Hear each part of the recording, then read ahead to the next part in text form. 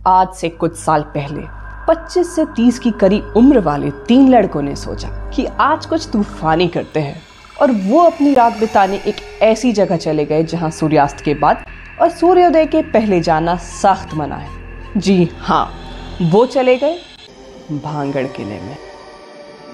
भांगड़ किले की entry gate पर गार्ड्स ने उन्हें रोक लिया, पर कुछ पैसे और ड्रिंक्स के रिश्वत पर वो अपने मकसद पर सफल रहे और आखिर देर शाम को किले के अंदर घुस ही गए।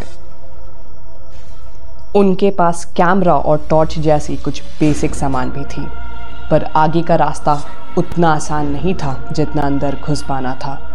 और उनके साथ कुछ ऐसा हुआ जो कि दूसरे खतरों के खिलाड़ियों के लिए भी एक बहुत बड़ा सबक था।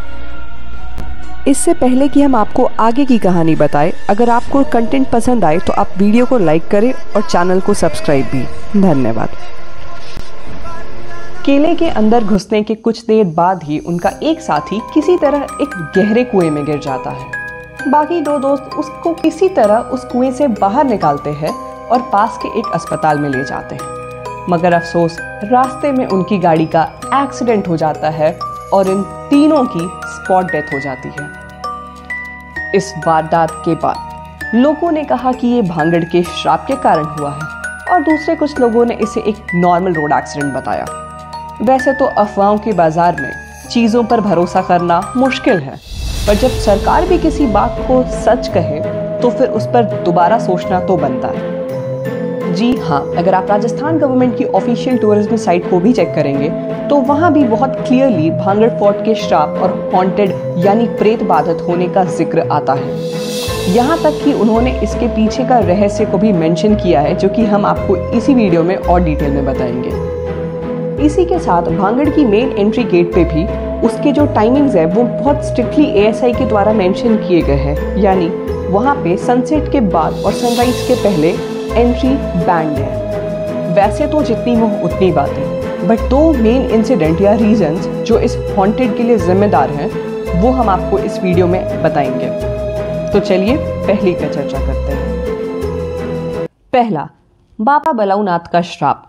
भांगड़ किले के निर्माण के पहले वो जमीन बाबा बलौनाथ की तपस्या भूमि थी, मगर 17वीं शताब्दी में अम्बेर के राजा मान सिंह के छोटे भाई राजा माधो सिंह ने बाबा बालूनाथ से वहां पर एक किले के निर्माण की अनुमति मांगी। साधु ने किले के निर्माण की अनुमति इस शर्त पर दी कि किला या उसके भीतर की कोई भी इमारत उनके घर से ऊंची नहीं होनी चाहिए, और यदि किसी भी संरचना की छाया उनके घर पर पड़ी तो उसके नतीजे में पूरा शहर ही नष्ट हो जाएगा। हालांकि माधो सिंह ने कहे अनुसार ही उस किले का निर्माण किया, मगर आने वाले समय में उनके पोते राजा अजब सिंह ने साधु के शर्त को नजरअंदाज करते हुए किले को और ऊंचा कर दिया। इसी वजह से किले की छाया साधु के घर पर पड़ गई और श्राप अनुसार पूरे शहर का विध्वंस हो गया। आज के समय में भी उस किले के अंदर जितने घर है सब बिना किसी ऊपरी छत के हैं, और अगर छत सहित कोई घर या ढांचा बना भी दिया जाए तो वह बन नहीं पाता, टूट जाता है। वहीं दूसरी ओर किले की कहानी को राजकुमारी रत्नावती से जोड़ा जाता है। भांगड़ की राजकुमारी रत्नावती काफी खूबसूरत थी। देश के अन्य शाही परिवारों के राजाओं और राजकुमारों ने भी कर्णावती से विवाह करने की इच्छा प्रकट की।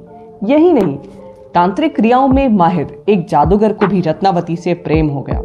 एक दिन जब राजकुमारी अपनी सहेलियों के साथ बाजार गई थी इत्र खरीदने, तो जादूगर भी वहीं आ गया और उसने उस इत्र की शीशी को एक प्रेम औषधि से बदल दिया। मगर रत्नावती को ये बात मालूम पड़ गई और उसने जोर से उस शीशी को एक चट्टान पर फेंक दिया, मगर मरने से पहले जादूगर ने शहर के विध्वंस का श्राप दे दिया और कुछ साल बाद मुगलों ने शहर पर आक्रमण कर दिया और पूरे शहर को ध्वंस कर दिया। साथ में कई लोगों की भी हत्या की, जिसमें से एक रत्नावती भी थी। और ये माना जाता है कि मृत लोगों की आत्मा आज भी वहां निवास करती है उस किले में। तो दोस्तों, इस वीडियो पे आपकी क्या राय है आप कमेंट सेक्शन में जरूर बताएं। वीडियो पसंद आया हो तो लाइक करें एंड चैनल को सब्सक्राइब करें। धन्यवाद। जय हिंद।